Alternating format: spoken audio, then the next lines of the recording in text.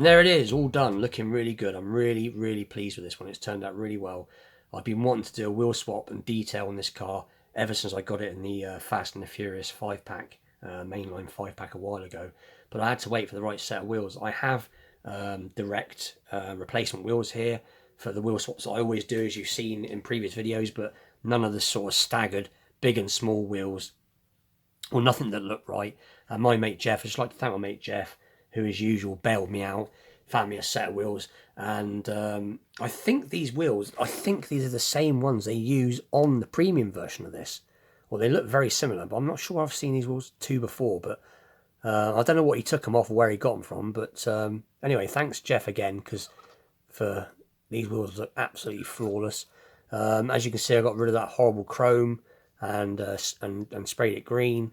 Not that you can probably see it, but it is looking a lot better now.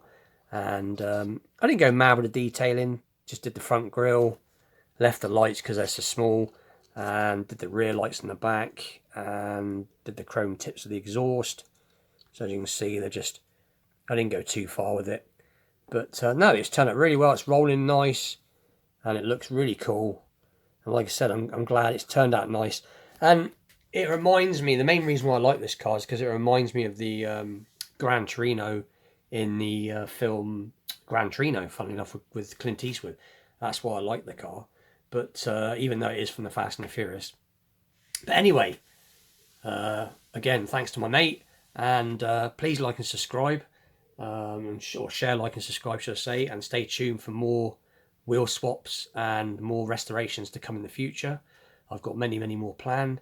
And I'll see you all very soon. Thank you very much.